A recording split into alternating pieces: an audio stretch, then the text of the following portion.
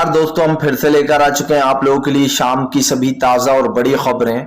फटाफट अंदाज में एक एक कर आपको बताएंगे आज देश और दुनिया से क्या बड़ी खबरें निकल कर सामने आ रही हैं। लेकिन उससे पहले दोस्तों एक नजर डालेंगे सुर्खियों पर। आपको बता दो दोस्तों, कर्नाटक में जमकर हुआ विवाद। जी हां, आपको बता दें दरअसल मुस्लिम व्यक्ति फाजिल की मौत के बाद कर्नाटक में मातम छा गया। मुस्लिम समुदाय सड़कों पर उतर गया है, इसके बारे में आपको बताएंगे। वहीं पर अगली बड़ी खबर में हम आपको बताएंगे दोस्तों, स्मृति ईरानी को कांग्रेस से पंगा लेना पड़ा भारी।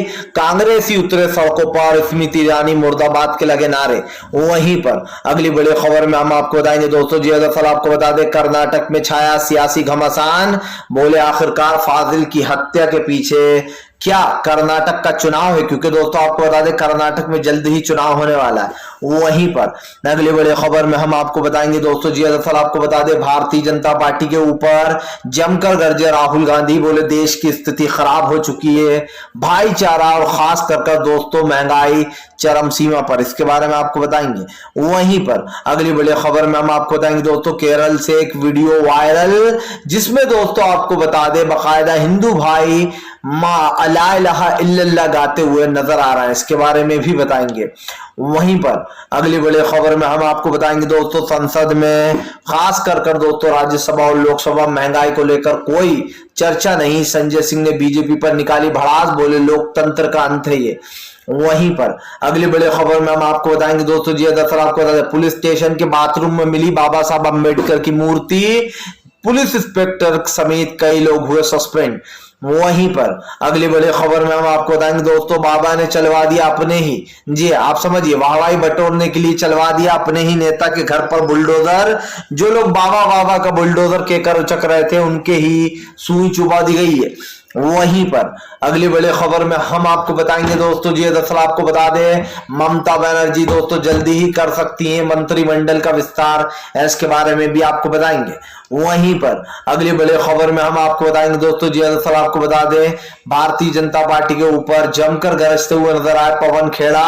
बोले बीजेपी के खिलाफ सच्चाई बताना अगर जुर्म है तो 10 बार बोलेंगे, इसके बारे में भी बताएंगे। तो सारी खबरें फटाफट अंदाज में एक एक कर देंगे। फिलहाल खैर चलिए बढ़ते हैं सबसे पहली और सबसे बड़ी खबर की ओर। दरअसल दोस्तों आपको पता हो कर्नाटक में फाजिल नाम के व्यक्ति की कुल्हाड़ी से जो यहाँ पर हत्या कर दी गई। पहले तो दोस्तों फाजिल बाहर खड़े हो निकलते हैं अपनी दुकान के, उनको जमकर पीटा जाता है 5 लड़कों द्वारा जो कि बाकायदा खुलेआम आते हैं दोस्तों, और वो 5 लड़के फाजिल के ऊपर हमला कर देते हैं। हमला करने के बाद वो फाजिल को खूब मारते हैं। उसके बाद दोस्तों कुल्हाड़ी से धारदार चाकू से हमला कर देते हैं फाजिल के ऊपर, जिसके बाद फाजिल की वहीं पर ऑन द स्पॉट मौत हो जाती है। आपको बता दें सीसीटीवी का ये फुटेज जोरदार तरीके से वायरल हुआ है। इसी के साथ साथ अगर बात की जाए कि आज किस तरीके की हैवानियत भरा ये वीडियो दोस्तों जिसे देखकर सब लोग दंग रह गए। आप समझिए ये तो इतना खराब है दोस्तों कि कन्हैया कुमार का जो वीडियो था ना उससे भी 10 गुना खतरनाक वीडियो बनाया है जिसने भी 5 लोग ये जो बनाए। लेकिन दोस्तों अब ये मामला बिगड़ चुका है। दरअसल आपको बता दें दोस्तों फाजिल की मौत में पूरा का पूरा मुस्लिम समुदाय शामिल हो गया। अल्लाह अकबर के नारे लगने लगे, सड़कों पर लोग उतर गए, धारा 144 लगानी पड़ी। आपको बता दें फाजिल के रिश्तेदारों में भयंकर गुस्सा है, उनके रिश्तेदारों में रोष है। जाहिर सी बात है दोस्तों एक 23 साल का जवान लड़का इस दुनिया को छोड़कर अलविदा कह गया, और वो भी ऐसे लोगों की वजह से दोस्तों जिनकी सोच सांप्रदायिकता और नफरत वाली है। जब कन्हैया कुमार का यह किस्सा हुआ था दोस्तों तब हमने बताया था कि ऐसे लोगों को जीने का कोई हक नहीं जो दूसरों की जान ले लेते हैं ये सोचकर कि हम सही कर रहे हैं, और उससे भी बदतर 10 गुना दोस्तों इन 5 लड़कों ने किया। ये जो भी थे जिस तरीके से उन्होंने फाजिल के ऊपर हमला किया बेरहमी से, ये भी नहीं सोचा दोस्तों कि वो किसी चीज पर कुल्हाड़ी नहीं मार रहा बल्कि एक इंसान है, एक ह्यूमन है, और इतनी बेरहमी से दोस्तों कोई किसी को कैसे मार सकता है सबसे बड़ी बात भी है। और ये वीडियो सोशल मीडिया पर वायरल भी हो गया है। आपको बता दें कर्नाटक में धारा 144 लागू हो गई है, लेकिन दोस्तों ये साफ है कि फिलहाल इसके पीछे राजनीति है। दरअसल इसको कर्नाटक के चुनाव से भी जोड़ा जा रहा है। कहा जा रहा है कि क्या जानबूझकर कर्नाटक में ये कराया गया है, क्या जानबूझकर जो आने वाले चुनाव है उससे पहले मोदी सरकार का मास्टर स्ट्रोक दिखाई दिया। कई लोग ऐसे भी आरोप लगा रहे हैं। अब सच्चाई क्या है दोस्तों ये तो आने वाला वक्त ही बताएगा। लेकिन फाजिल के रिश्तेदारों में काफी रोष और गुस्सा है। हालांकि कर्नाटक में धारा 144 लागू है।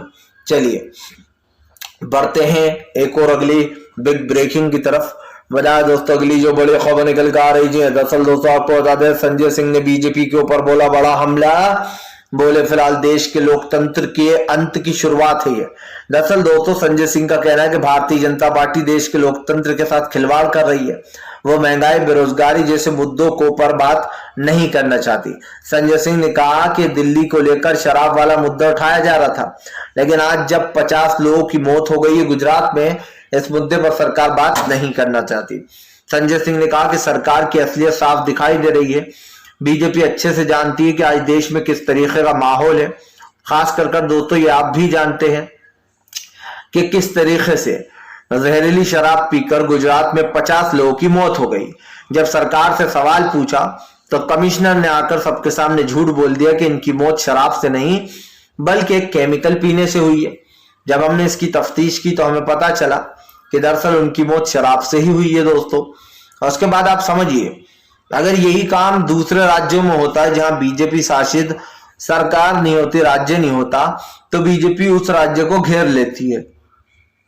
लेकिन जब बीजेपी को यह पता चलता है कि उसकी असलियत क्या है दोस्तों और वो किस मुकाम पर खड़े हैं, तो दोस्तों कई सवाल खड़े हो जाते हैं। मैंने पहले भी कहा है दोस्तों और फिर कहूंगा कि भारतीय जनता पार्टी का कोई दीन और कोई ईमान नहीं है। आज देश में जिस तरीके का माहौल बना दिया है ना बीजेपी ने, वो देश के लिए बहुत खतरनाक साबित हो रहा है। एक दूसरे को मारना, एक दूसरे के खिलाफ खड़े होना दोस्तों, ये बहुत ही दुख की बात है कि आप समझिए इंसान, देखिए दोस्तों जिसने भी आपको ये पढ़ाया है लोगों को, अंधभक्तों की बात कर रहा हूं कि जो यहाँ पर तुम हिंदू हो मैं मुसलमान हूं, लेकिन दोस्तों इससे भी बड़ी एक चीज होती है ऊपर और वो होती है इंसानियत। इंसानियत दोस्तों किसी धर्म की नहीं होती, ना इंसानियत हिंदू होती है, ना मुसलमान होती है, ना सिख होती है, ना ईसाई होती है।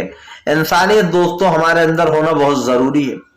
अगर आप इंसानियत भूलकर हैवान बन जाओगे ना तो ये देश दोस्तों जलने लगेगा, और जब देश जलेगा तो आप समझ सकते हैं कि आपकी और हमारी जिंदगियों पर उसका क्या असर पड़ेगा। मैंने पहले कभी नहीं कहा लेकिन इस बार कहूंगा दोस्तों कि भारतीय जनता पार्टी ने देश के साथ जो गद्दारी की है वो देश उसका जवाब जरूर लेगा। क्योंकि दोस्तों देश में आज जिस तरीके की सांप्रदायिकता बीजेपी फैला रही है और उसके खिलाफ सड़कों पर भी उतरे लोग तो कम है। क्योंकि बीजेपी को यह समझना चाहिए दोस्तों कि देश जिन परिस्थितियों से गुजर रहा है वो देश के लिए बहुत ही भयावह है। और भयावह इसलिए भी शायद दोस्तों क्योंकि प्रधानमंत्री नरेंद्र मोदी शायद नहीं जानते कि देश की परिस्थितियां किसके अनुमान चल रही हैं। और आज जो हुआ है दोस्तों, आज जो हुआ है ना वो दिल को दुखा देने वाला है। इसीलिए संजय सिंह की बातों में दम है कि अगर आप पार्लियामेंट में भी सच नहीं बोल सकते तो फिर दोस्तों संसद में ताला ही डाल देना चाहिए। फिलहाल चलिए बढ़ते हैं एक और अगली बिग ब्रेकिंग की तरफ। बता दोस्तों स्मृति ईरानी को कांग्रेस से पंगा लेना पड़ा भारी, सड़कों पर उतरे कांग्रेसी, स्मृति ईरानी मुर्दाबाद के लगाए नारे। दरअसल दोस्तों आपको बता दें सड़कों पर अब लोग उतर गए और स्मृति ईरानी के खिलाफ दोस्तों जमकर हल्ला भी बोला है। आपको बताते चले दोस्तों इन दिनों स्मृति ईरानी और बीजेपी कांग्रेस आपस में भिड़े हुए हैं, जहां पर दोस्तों कांग्रेस ने सच्चाई क्या बता दी स्मृति ईरानी की बेटी की। स्मृति ईरानी को तो भाई बहुत ही बुरा लग गया जब वो दूसरों के कैरेक्टर पर उंगली उठाती हैं, दूसरों के दामन पर छींटे उड़ाती हैं, तब उन्हें समझ में ये नहीं आता। लेकिन दोस्तों आज जो स्मृति ईरानी कर रही हैं और उसके ऊपर कई सवाल खड़े हो रहे हैं। मैंने पहले भी कहा है दोस्तों और फिर कहूंगा कि स्मृति ईरानी जैसे लोग सिर्फ दूसरों की सरकार पर सवाल उठा सकते हैं, अपनी सरकार पर नहीं। आप देख लीजिए इन दिनों जो भी हुआ था, इसके बीच में सरकार से जो भी बातचीत हुई उसमें कहीं ना कहीं मोदी सरकार फेल हुई। भारतीय जनता पार्टी का एक असली चेहरा जिसे कहते हैं ना दोस्तों वो हमें साफ साफ दिखाई दे रहा है। बीजेपी किसी भी तरीके से इस चीज को दोस्तों ना भूले कि देश का जो एक तरीके से जो माहौल है वो कहीं ना कहीं दोस्तों बीजेपी ने उस माहौल को पूरी तरीके से बिगाड़ दिया है। भारतीय जनता पार्टी देश में सांप्रदायिकता और नफरत फैला रही है और उस सांप्रदायिकता और उस नफरत का असर ये हो रहा है दोस्तों कि आज जो देश है वो पूरी तरीके से उसकी स्थिति बिगड़ चुकी है। मैंने पहले भी कहा था दोस्तों और फिर कहूंगा कि देश जिन चीजों से चलता है ना दोस्तों वो भारतीय जनता पार्टी भूल चुकी है। लोकतंत्र को खत्म कर रही है, सच्चाई बोलने वालों को दबाया जा रहा है, उनके ऊपर कार्रवाइयां हो रही हैं। अफसोस की बात यह है कि जिनके ऊपर सच में कार्रवाई होना चाहिए उनके ऊपर नहीं होती। आप देखिए, कांग्रेस ने स्मृति ईरानी की बेटी का सच सामने लाया और वो सच सच है दोस्तों। भले ही कोर्ट उस पर नोटिस जारी करे या फिर कोर्ट स्मृति ईरानी की बेटी के पक्ष में भी फैसला दे दे, कोई बड़ी बात नहीं होगी, क्योंकि मुझे तो यही भरोसा है कि कोर्ट जरूर स्मृति ईरानी का ही पक्ष लेगा, क्योंकि सरकार बीजेपी की है। सिंपल सी बात है। लेकिन उससे बड़ी बात यह है दोस्तों कि आज स्मृति ईरानी का बेटी का ये जो सच है, यह खुद स्मृति ईरानी के बेटी ने, जयेश ईरानी ने अपने मुंह से बताया है। वो खुद बैठी हुई वीडियो में कह रही है कि ये बार और रेस्टोरेंट मेरा है और इस बार और रेस्टोरेंट की मालिक मैं हूं। अब जब खुद स्मृति ईरानी जी, आपकी बेटी ने ये कबूला है कि बार और रेस्टोरेंट उनका है, और जब आपको ये पता चल रहा है कि आपकी बेटी की पोल खुल गई, तो आपने अपनी बेटी को बचाने की हर मुमकिन कोशिश की। लगभग दोस्तों स्मृति ईरानी की बेटी 24 से, आप समझिए 22 से 23 साल की तो होंगी, या फिर 24 की भी हो सकती है, लेकिन स्मृति ईरानी अपनी इतनी बड़ी बेटी को महज 18 साल का बता रही है, जिनको देखने में आप कहीं से आपको ये नहीं लगेगा कि उनकी बेटी 18 साल की है। सबसे पहला फैक्ट। दूसरी बात दोस्तों, कि जब आपकी बेटी खुद ही ये कबूल चुकी है कि वो बार और रेस्टोरेंट आपका है, उसके बाद नोटिस जारी करवाने का मतलब क्या? आप समझिए, हाई कोर्ट एक नोटिस जारी करता है, उसमें हाई कोर्ट कहता है कि भैया स्मृति ईरानी की बेटी के लिए जो आपने ट्वीट किया उसको तुरंत हटा लिया जाए। लेकिन सवाल यह भी उठता है दोस्तों कि सच्चाई से क्यों भाग रही है स्मृति ईरानी? सच का तो सामना करना चाहिए। स्मृति ईरानी के रेस्टोरेंट में सिर्फ शराब ही नहीं दोस्तों, बल्कि विफ भी बेचा जाता है। और किसका दोस्तों? गौ माता और जो है पीआईजे पिग का। ये कहीं ना कहीं केआरके ने बताया था लोगों को, और उसके बाद इस पर कहीं ना कहीं स्मृति ईरानी को लोगों ने घेरा भी था। चलिए बढ़ते हैं एक और अगली बिग ब्रेकिंग की तरफ। बता दोस्तों, अगली जो बड़ी खबर निकल के आ रही है, आपको बता दोस्तों, पार्थ चटर्जी की बढ़ती जा रही है मुश्किलें। आखिरकार पार्थ चटर्जी और अर्पिता मुखर्जी का क्या होगा? आपको बताते चले दोस्तों, ये दोनों के दोनों को जेल में बंद कर रखा है। हालांकि पार्थ चटर्जी तो दोस्तों फिर भी आदमी, उन्होंने तो अपने आप को संभाल लिया है, लेकिन अर्पिता मुखर्जी दोस्तों बहुत रो रही है जेल जाने के बाद।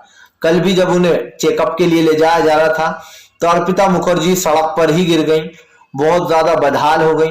आपको बता दें, अर्पिता मुखर्जी एक एक्ट्रेस भी हैं, फिल्म की वहां की एक्ट्रेस है, बंगाल की।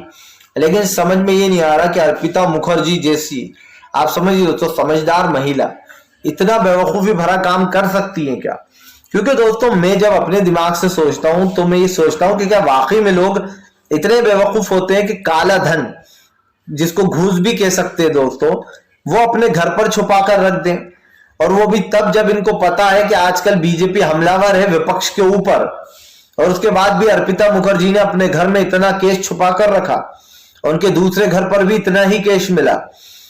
अब दोस्तों यहाँ पर दो सवाल उठते हैं। पहला तो ये, या तो अर्पिता मुखर्जी दोस्तों हद से ज्यादा नादान है, बेवकूफ है, या दूसरा ये है दोस्तों कि इस केस को बीजेपी ने ही बाकायदा अर्पिता मुखर्जी के घर पर रखवाया और उनको फंसाने के लिए सारा षड्यंत्र रचा गया है।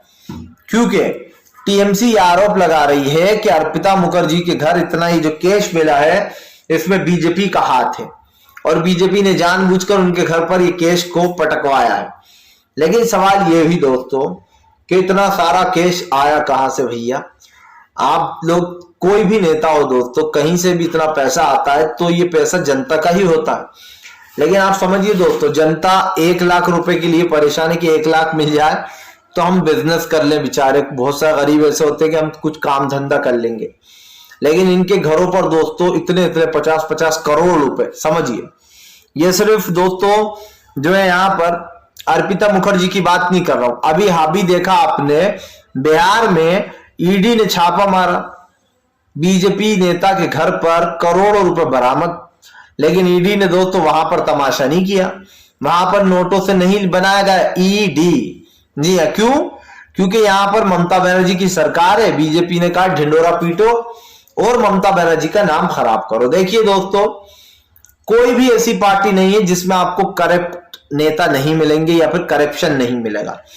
बीजेपी को अगर अभी चौराहे पर खड़ा कर दिया जाए और इनके नेताओं के दोस्तों सबूत ढूंढे जाए तो करोड़ों ऐसे लोग मिल जाएंगे आपको जो कहीं ना कहीं आप समझिए बीजेपी के खिलाफ इतने सबूत मिलेंगे आपको कि आप भी हैरान हो जाएंगे, क्योंकि भारतीय जनता पार्टी की असलियत हम जानते हैं दोस्तों कि बीजेपी क्या करती है और क्या कर सकती है। इसलिए ये कहना गलत तो नहीं होगा कि भारतीय जनता पार्टी के नेता भी करप्शन में लीन है, और क्यों ना हो भाई, करप्शन है ही ऐसी चीज जो अच्छे अच्छों को लीन कर देता है। चलिए बढ़ते हैं एक और अगली बिग ब्रेकिंग की तरफ।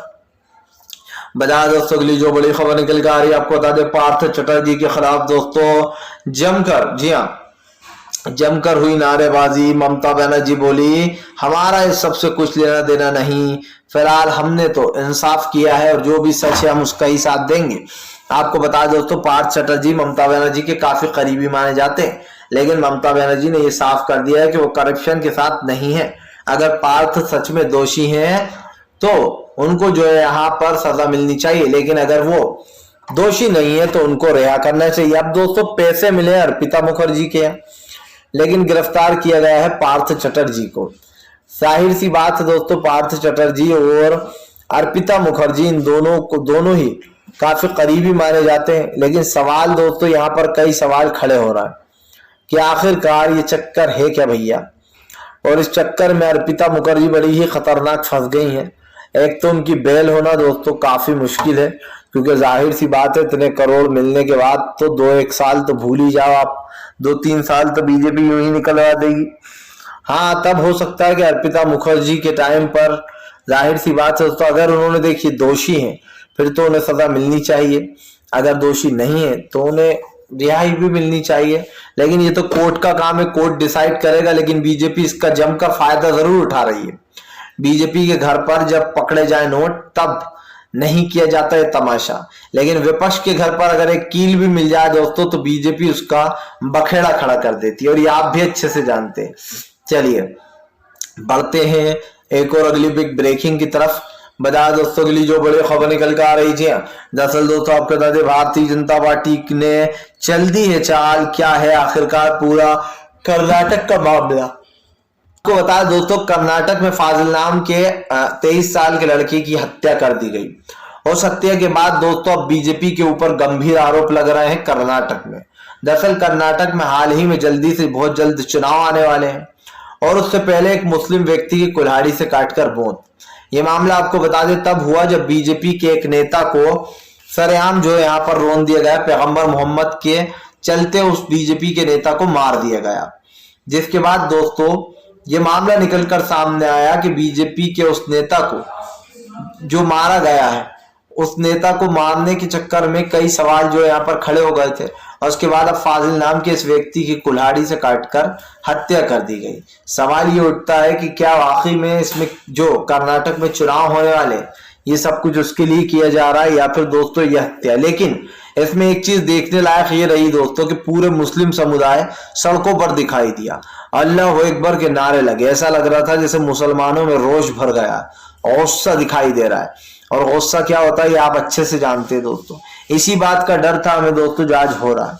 बीजेपी ने धीरे धीरे कर जो आग बोई है, जो नफरत बोई थी दोस्तों, वो धीरे धीरे कर उजागर हो रही है। देखिए दोस्तों सीधी सी बात यह है कि बीजेपी जो भी करती है वो बहुत ही सोच समझकर चाल से करती है। इसलिए कहीं ना कहीं अब इस कर्नाटक के में ये जो कांड हुआ है इसको कहीं ना कहीं सियासत से भी जोड़ा जा रहा है, क्योंकि जाहिर सी बात है पहले बीजेपी के नेता को मारा जाता है और उसका केस जोड़ दिया जाता है कन्हैया लाल से, पैगंबर मोहम्मद साहब से। उसी का बदला लेने के लिए या फिर दोस्तों राजनीति के लिए फाजिल को मारा गया कुल्हाड़ी से। अब समझ में ये नहीं आ रहा कि फिलहाल ये सियासी घमासान कब रुकने वाला है, क्योंकि सरकार ने तो फैला दिया भैया मुस्लिम और हिंदू का जहर। फिलहाल वीडियो अच्छा लगे तो लाइक करें, चैनल पर पहली बार आए तो सब्सक्राइब जरूर करें, ताकि आगे भी दोस्तों आपको इस तरीके की जो वीडियोस है